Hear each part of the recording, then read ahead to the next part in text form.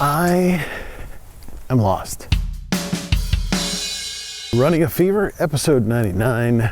Topic for today, life and destruction.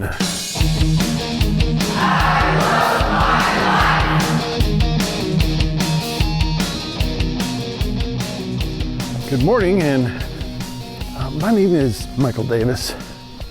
I've had quite a bit of change and success in my 53rd year of existence on this planet. I reduced my weight dramatically.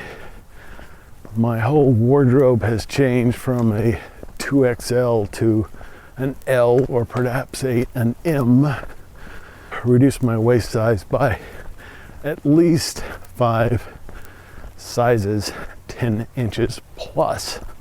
Blood pressure's gone down, energy's gone up, increased my muscle mass. I mean, all the things that, have just made my health much, much better. And my life is much better.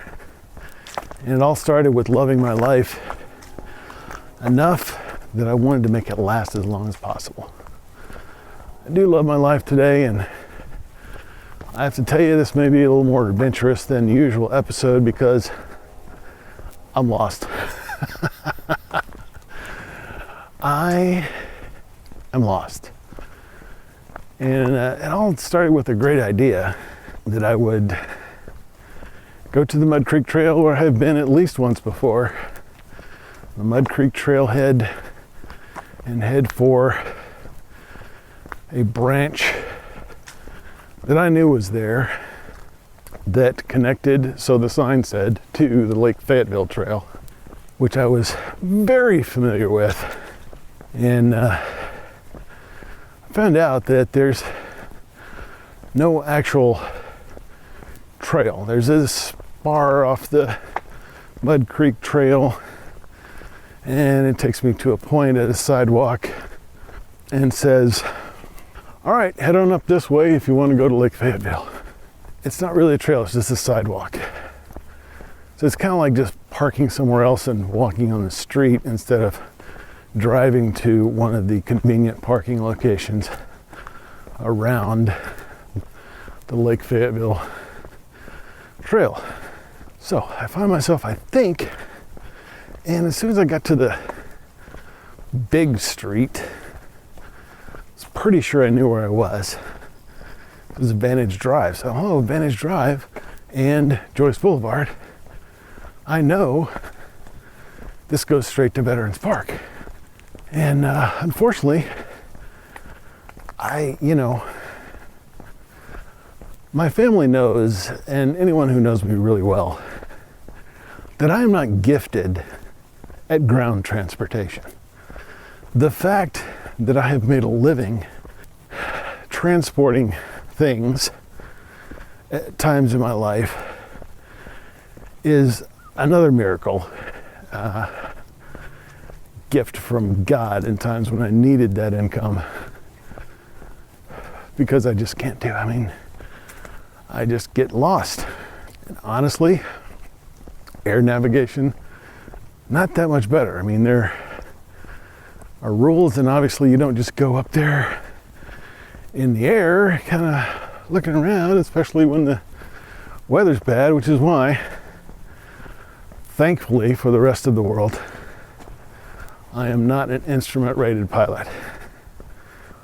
When I was taking my instrument test, let's just get off on this tangent all the way, subject topic navigation not also being one of my gifts, I went up with this old guy, the FAA tester in San Diego, California. And he told me where to go. This is the usual thing. I'd been practicing with my instructors, passed the ground computer-based exam with flying colors. And I've got the hood on, which prevents me, at least prevents honest people, from looking out and seeing where I was. I don't know if it was actual instrument condition, because with a licensed FAA examiner in the plane, that wouldn't necessarily have to be the case.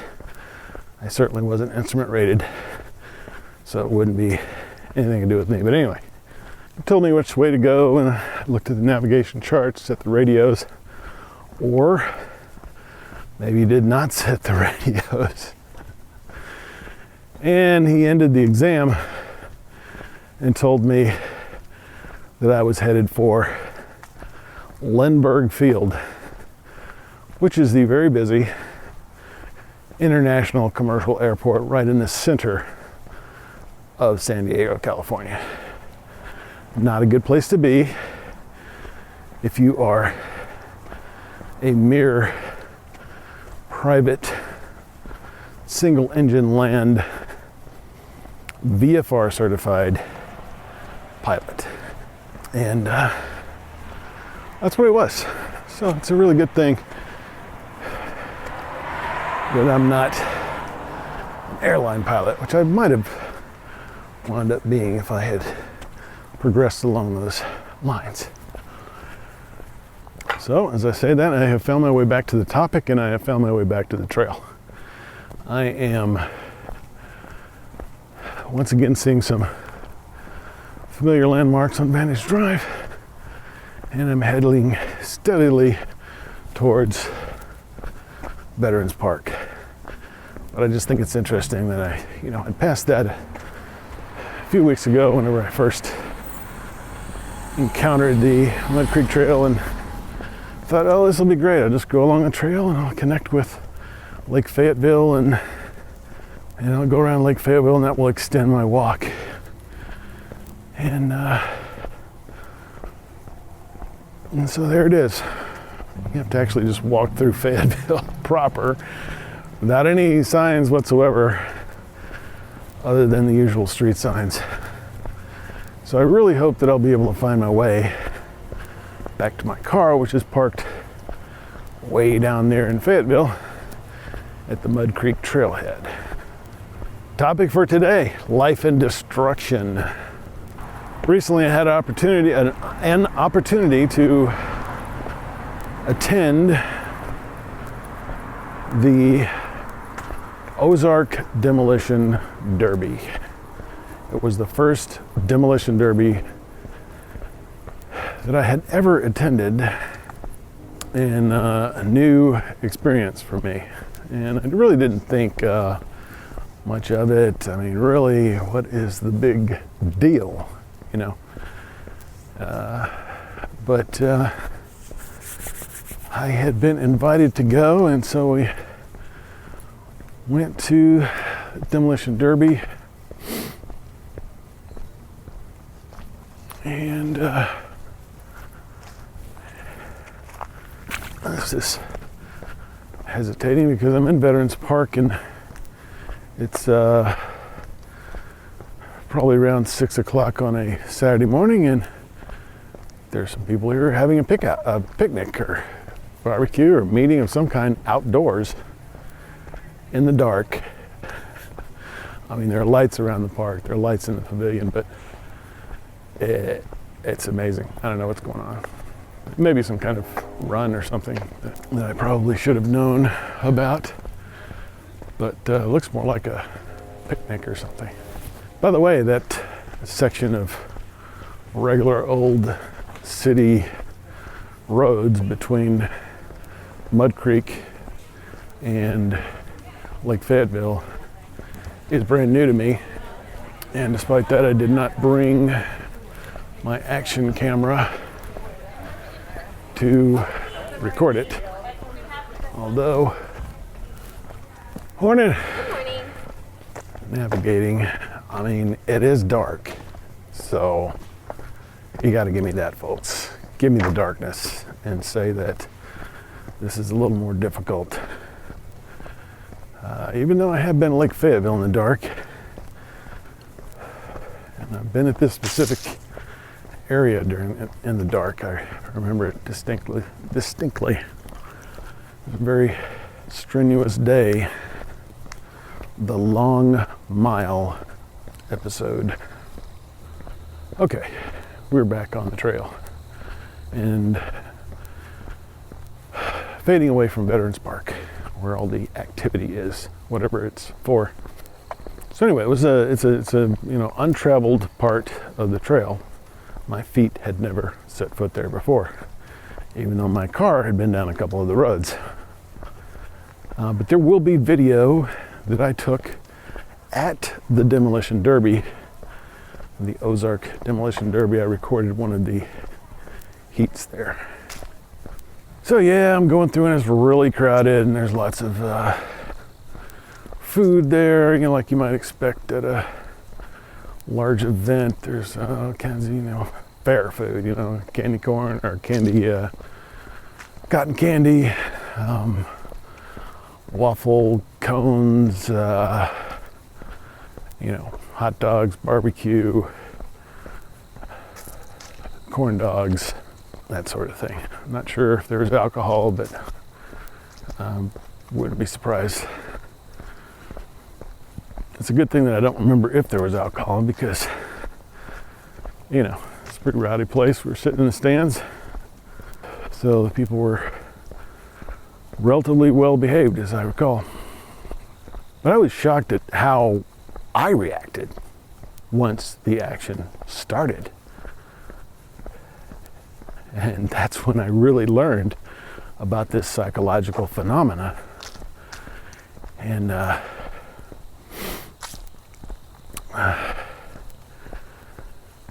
so let me just explain the whole process. And it's different in different places, right? Some demolition derbies are more like a racetrack. And they kind of just go around like a stock car race and just bang into each other on purpose. Not that that doesn't happen in real stock car racing, but certainly not as much when you've got a, you know, $500,000 car that you're wanting to win the race with. Has to be a really good strategic reason for you to intentionally crash into someone else. No, the object of this particular type, which is, as I understand it, the classic pure form of demolition derby. And I think some of this comes from Wikipedia, some of this comes from an article which I will attempt to discover. We really hashed all this out in a meeting with the entire Running a Fever production staff, meaning myself and Amy, who I cajoled into helping me prepare for this episode. But it apparently started with a crash at a stock car race, and someone noticed that. And if you've ever been to watched a stock car race or been to one, you know that when there's a wreck, people get really excited and start cheering and stuff, which on its face doesn't make a lot of sense, but you know, because people actually die. But that's what happens.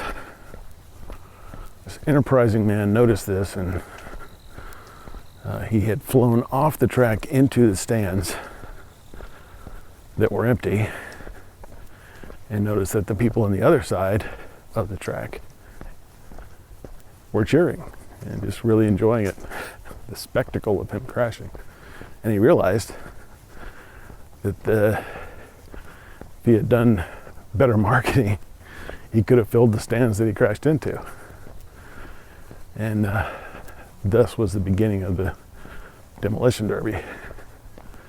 The classic form which I attended involves no racing whatsoever. There are a bunch of cars, and you know, it just varies. But in this particular one, there were about 8 or 9 cars at a time that would come out into, and this is a rodeo grounds. It's an outdoor rodeo arena, basically, is the main purpose of this place, but they have other events there, obviously, throughout the year. And so it's not a huge field out there. You know, I don't know if it's even as big as a football field. And they have all these cement or concrete K-rails around the place. And then it's just dirt. You know, this is just like you'd have at a rodeo. And these cars come out and they park facing out of the little boxed in area. And you know, there's no official like flag or anything. There's just the announcer says, okay, here we go. 3, 2, 1, the crowd kind of chants along, and then the first thing they do is they back out of their position straight into the car behind them and try to damage the other car without causing much damage or causing as little as possible damage to their own vehicle. So wrecking a car is the object of the event, or wrecking as much of the other cars as possible without wrecking your own. And it's survival of the fittest. The survivors win. Good morning. Good morning. And they had, I believe, 3 heats. Now, a heat is sort of just several races, kind of like a tournament. So the highest finishers, it usually happens in track and field when there's not enough lanes for all the participants. And so they say, oh, there's 8 lanes, so we can only have 8 in the final race. So we'll do 2 races in the top 4 from each of those goes into the final. So it's the same kind of thing. The arena has limited space, and so the top 4 from the heats, so they must have had 3 because they had 12 in the final round, go on to finish. Plus, makes the night longer and prolongs the entertainment for the crowd there. Of course, the problem with that is your car only has to be running at the end and able to motivate itself along. It can have a lot of other damage in addition to that.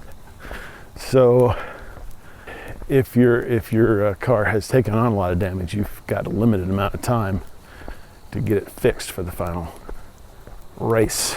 And then they had another one worked in there that was called minis. It looked to be like, because most of these cars were like big old sedans from the 70s and 80s, and back when they used to make cars out of metal. And the minis are kind of like little compact cars. They're not really all that little because that's a disadvantage, but I just noticed one with front wheel drive and so forth. So, and they seem to have pretty powerful engines, but it may just be that they took the exhaust systems off, because obviously you don't need any of that and it reduces your power. So they're pretty loud.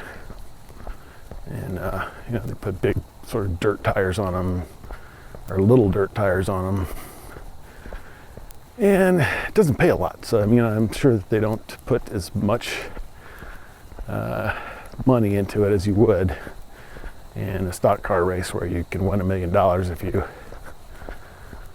win the race. The reaction that I had, which was just instinctive, was laughter. You know, when one of the cars revved up its engines and rammed into another car, the crowd erupted in glee. And I started laughing. And just being the type of person that I am, I'm wondering why. What is this? Why does it, make me laugh? Why are there thousands of people, probably, I don't know, 10 to 20,000 people in this arena, and this is in a town of about 70, 80,000. I mean, it's a pretty big draw. Why are these people here to watch these people that they don't know? I mean, probably. I mean, some of them were diehard demolition derby fans, I think. Some of the cars obviously had sponsorship. They had the name of a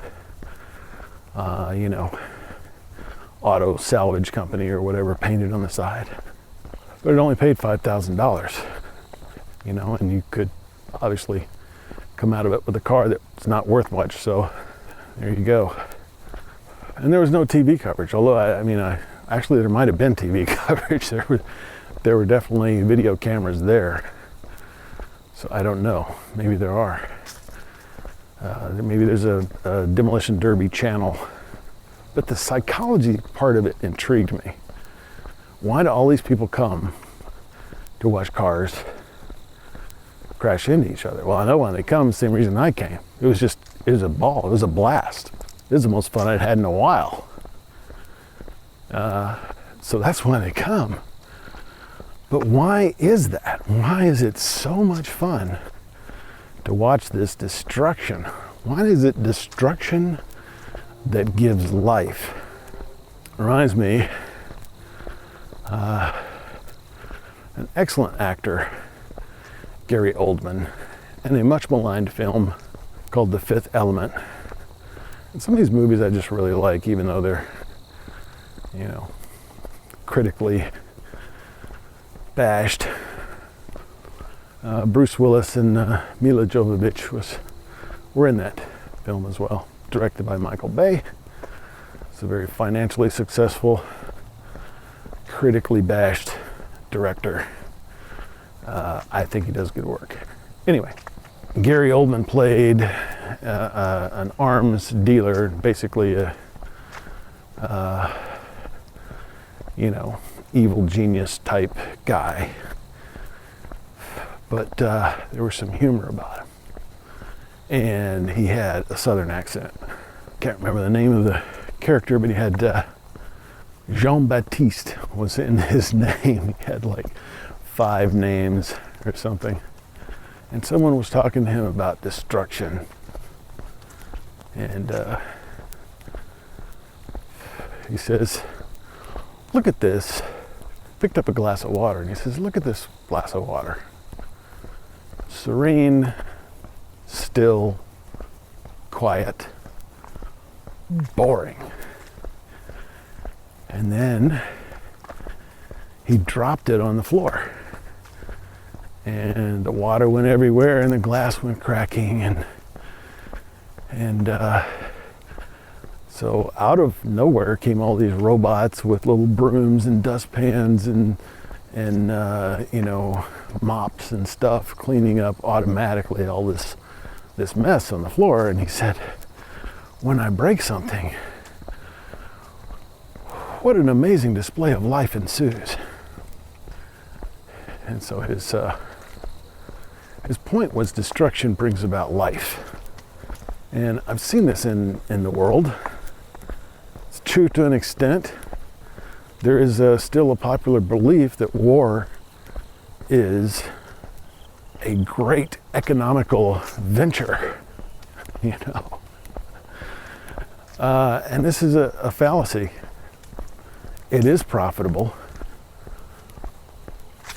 for some people who don't have to pay the price and merely have to help clean up. Or, they basically provide the means of destruction. It's profitable for them, hardly profitable in terms of the priceless loss of life, obviously. And there are other resources that get lost as well, because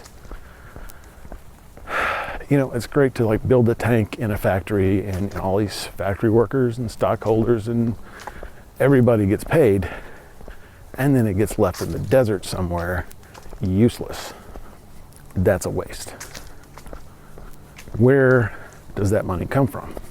Hurricane Katrina hit New Orleans and surrounding area, causing massive, massive destruction, changing people's lives forever, ending lives. And then afterwards you would hear about, you could go to New Orleans and be a line worker in a Burger King and make 6 figures, because there was no workers there.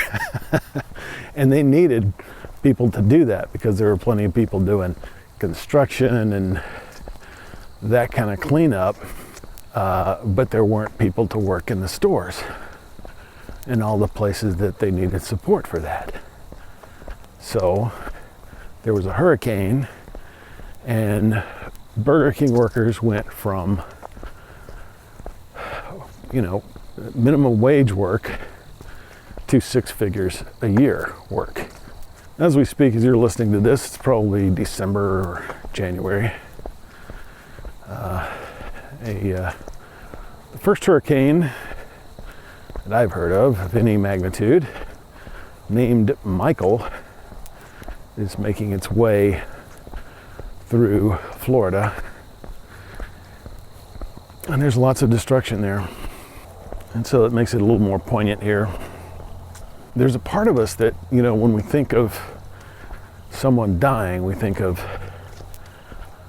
how much inheritance we're going to get, or how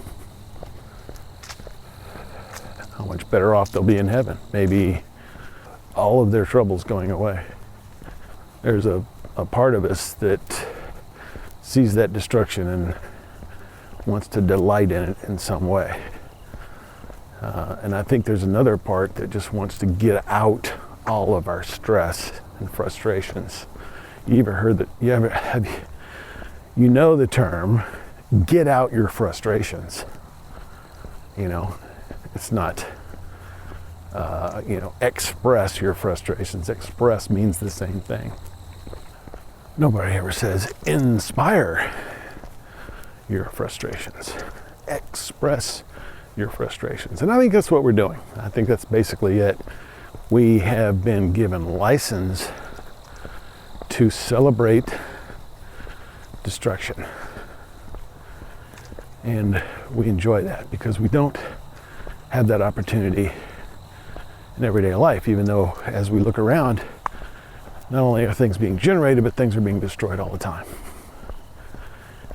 But it's a little uncomfortable, just like death is uncomfortable.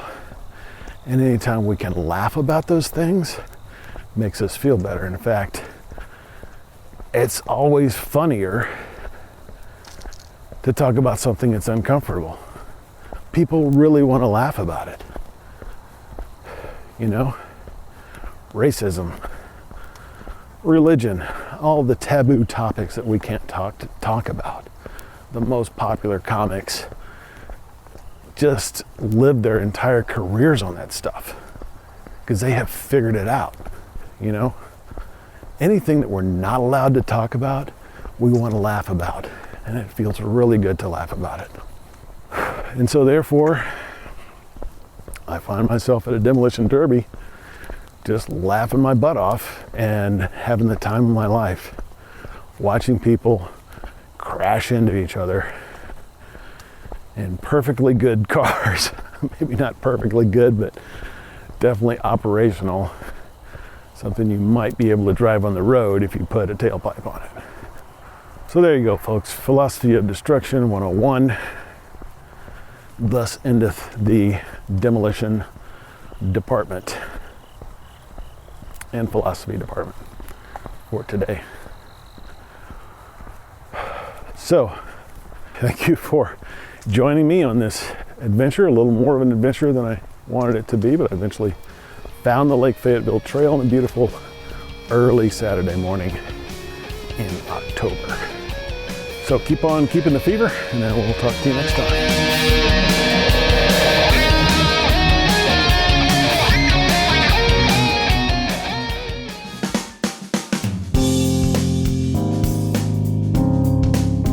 This is the Padua Podcast Network. PaduaMedia.com.